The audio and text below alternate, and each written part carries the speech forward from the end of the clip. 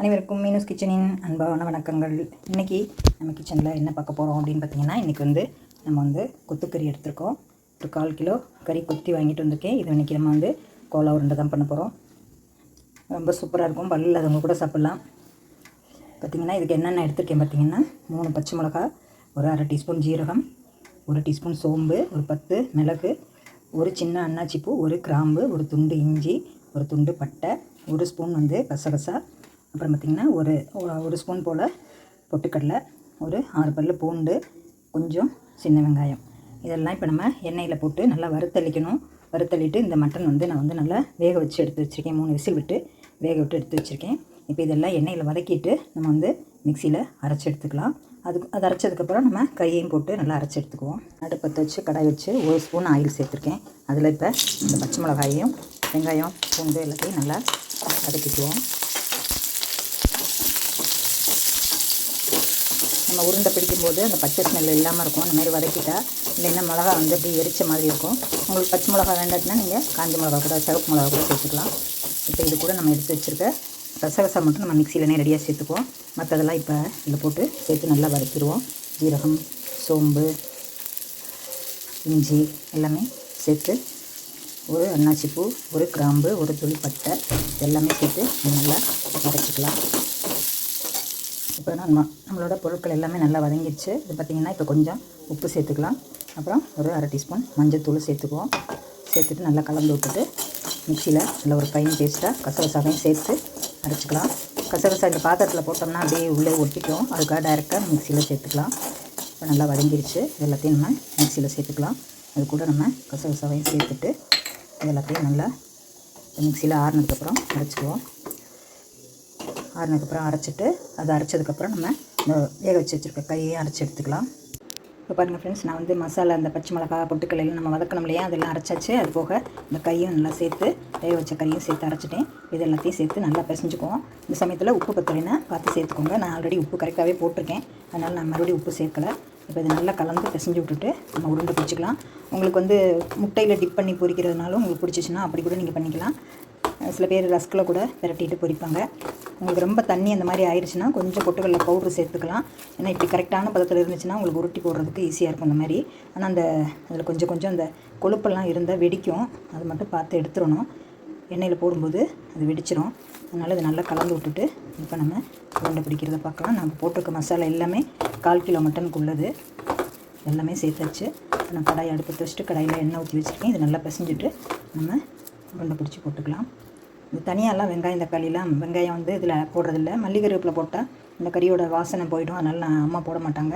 அதனால் நானுமே தனியாலாம் போடலை. இந்த தோல் இருந்துச்சுன்னா அப்படியே வெடிக்கும். நல்லா கலந்துட்டு பிசைஞ்சிக்கலாம். பிசைஞ்சிட்டு உருட்டி எடுத்து வச்சுக்கலாம். இப்போ நம்மளோட கோலா உருண்டை எல்லாமே நம்ம உருட்டியாச்சு. பாருங்கள், இந்த மாதிரி தோல் இந்த மாதிரி எலும்பு ஏதாவது கிடந்துச்சுன்னா அதை உடனே எடுத்துருங்க. நமக்கு உருட்டும் போது தான் அது தெரியும். இத்தனையும் கிடந்துச்சுன்னா உங்களுக்கு எண்ணெயில் வெடிக்க ஆரம்பிக்கும். இப்போ நான் 2 மாதிரியும் உங்களுக்கு பண்ணி காமிக்கிறேன். அதாவது நம்ம சும்மாவும் அப்படியே எண்ணெயில் போடலாம். இல்லை இப்போ இந்த முட்டை எடுத்து வச்சுருக்கேன். இந்த முட்டைக்கு கொஞ்சம் போல் நம்ம இந்த டப்பாவில் நான் தனியாக பாத்திரத்தில் போட்டு ரொம்ப கவுச்சியாக இருக்கேன் டப்பாவில் எடுத்து வச்சுருக்கேன். இதில் கொஞ்சம் உப்பு, மஞ்சத்தூள், பெப்பர் போட்டுட்டு இந்த முட்டையை உடச்சி நல்லா பீட் பண்ணி எடுத்துக்கலாம். எடுத்துகிட்டு இதில் டிப் பண்ணி திருப்பி ரஸ்கில் போட்டு பரட்டிட்டு நம்ம வறுக்கிறத பார்க்கலாம். சும்மா இப்போ ப்ளைனாகவும் கொஞ்சம் வறுத்துக்கலாம். இதை முட்டையில் டிப் பண்ணி வறுத்து காமிக்கிறேன். 2 விதமாக செஞ்சு காமிக்கிறேன். இப்போ இந்த கப்பில் பார்த்திங்கன்னா நான் ஒரு பிஞ்சு மஞ்சத்தூள், ஒரு பிஞ்சு மிளகு ஜீரகத்தூள், கொஞ்சம் ஒரு பிஞ்சு உப்பு, அதாவது இந்த முட்டைக்கு தகுந்த அளவு போட்டிருக்கேன். இதில் ஒரு ட்ராப்ஸ் நம்ம தண்ணி சேர்த்துக்குவோம். ஒரு 1/4 டீஸ்பூன் தண்ணி சேர்த்து இது நல்லா கலந்து விட்டுட்டு, ஏன்னா அப்புறம் முட்டையில் உங்களுக்கு ப்ளைனாக இருந்துச்சுன்னா உங்களுக்கு ஒரு டேஸ்ட்டும் தெரியாது. அதனால் முட்டையை இந்த மாதிரி உப்பில் டிப் பண்ணோம்னா கொஞ்சம் உப்பு உரப்பு தெரியும் உங்களுக்கு. எப்போவுமே முட்டை மசாலா இல்லை பொரியெல்லாம் பண்ணும்போது இந்த மாதிரி உப்பு மஞ்சத்தூள்லாம் முன்னாடியே போட்டு கலக்கி வச்சுக்கோங்க. இப்போ இந்த முட்டையை உடைச்சிட்டு நம்ம இதில் ஊற்றி நல்லா அடிச்சுக்கலாம். நான் முட்டையை உடச்சி ஊற்றிட்டேன். இதை நல்லா பீட் பண்ணி எடுத்துக்கலாம்.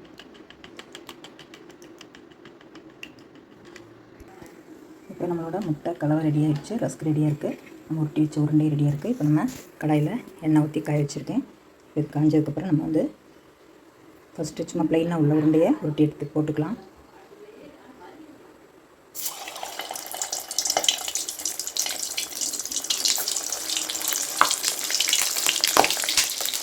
இதை பாருங்கள், வெடிக்குது. கொழுப்பு கிடந்தா வெடிக்கும் கண்டிப்பாக.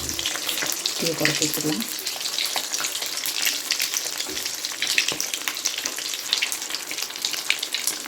கொஞ்சம் வெந்ததுக்கப்புறம் திருப்பி விடலாம். இப்போ நம்மளோட கோலா உருண்டை சூப்பராக நல்லா ப்ரௌனாக வெந்துருச்சு.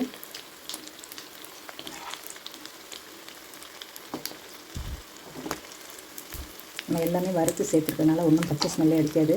கறியும் வந்து நம்ம வறுத்து தான் வேக வச்சு செஞ்சுருக்கோம், அதனால் ஒன்றும் பச்சை ஸ்மெல் அந்த மாதிரி அடிக்காது. சூப்பராக இருக்கும். எடுத்துகிட்டு நம்ம அடுத்த பேட்ச் போட்டுக்கலாம். இப்போ நம்மளோட அடுத்த பேட்சும் ரெடி ஆயிடுச்சு. நம்ம நீ அடுத்து முட்டை ரெடி பண்ணி போடலாம். பாருங்கள், நம்மளோட சூப்பரான கோலா உருண்டை. அது என்னென்னா அந்த கசகசா மட்டும் அரைப்படாமல் இருக்கிறதுனால உங்களுக்கு அது மேலே மிதக்க ஆரம்பிச்சிருச்சு. இதை எடுத்துகிட்டு நம்ம வந்து முட்டையில் டிப் பண்ணி போட்டுக்கலாம். அது எப்படின்னு காட்டுறேன் பாருங்கள். இப்போ இந்த ஒரு உருண்டை எடுத்து நல்லா முட்டையில் பிரட்டிட்டு அதுக்கப்புறம் நம்ம ப்ரெட்டில் போட்டு பிரட்டிக்கலாம். இன்னும் 2 இது போட்டு வச்சுக்கலாம்.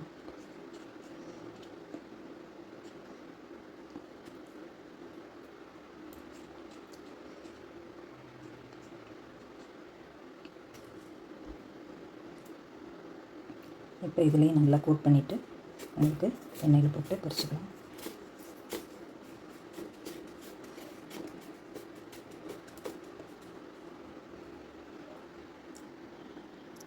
இப்போ நான் எல்லாமே வந்து முட்டையில் போட்டு பரட்டி ரஸ்கில் போட்டு வச்சுருக்கேன். இதுலேயும் நம்ம சேர்த்துக்குவோம்.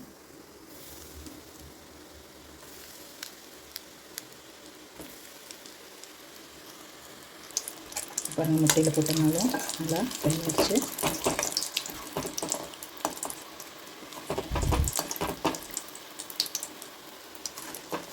இதை நம்ம எடுத்துகிட்டு அடுத்த பேட்ச் போட்டுக்கலாம்.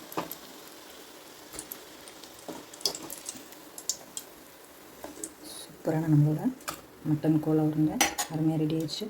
இப்போ இன்னும் கொஞ்சம் முட்டையில் போட்டு ரஸ்கில் போட்டு பரட்டி வச்சுருக்கேன். இப்போ அதையும் சேர்த்துக்குவோம். தீ வந்து எப்போவும் ரொம்ப மிதமாக தான் இருக்கணும். ரொம்ப வேகமாக இருந்துச்சுன்னா கறி போயிடும். இப்போ பாருங்கள் ஃப்ரெண்ட்ஸ், நம்மளோட சூப்பரான மட்டன் கோலா உருண்டை அருமையாக ரெடி ஆயிடுச்சு. எது ப்ரெட்டில் போட்டது எது சும்மா பண்ணதுன்னே தெரியல பாருங்கள், அவ்வளோ சூப்பராக இருக்குது. இப்போ இது பார்த்திங்கன்னா இது வந்து நம்ம சும்மா சாதாரணமாக போட்ட உருண்டை. உள்ளே இருக்க மசாலா வந்து நல்லாவே வெந்து வந்திருக்கும். ஏன்னா நமக்கு எந்த பச்சை வாசமும் அடிக்காது. சாப்பிடும்போது ரொம்ப சூப்பராக நல்லாயிருக்கும். அது மாதிரி இது பார்த்திங்கன்னா நம்ம ரஸ்கில் போட்ட உருண்டை, அதுவும் நல்லா சூப்பராக இருக்குது பாருங்கள்.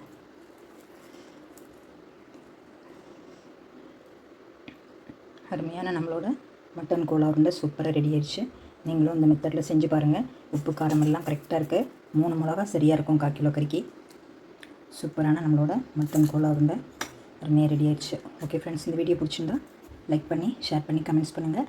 சப்ஸ்கிரைப் பண்ணுங்கள் ஃப்ரெண்ட்ஸ். அனைவருக்கும் நன்றி. அடுத்த ஒரு வீடியோவில் சந்திப்போம்.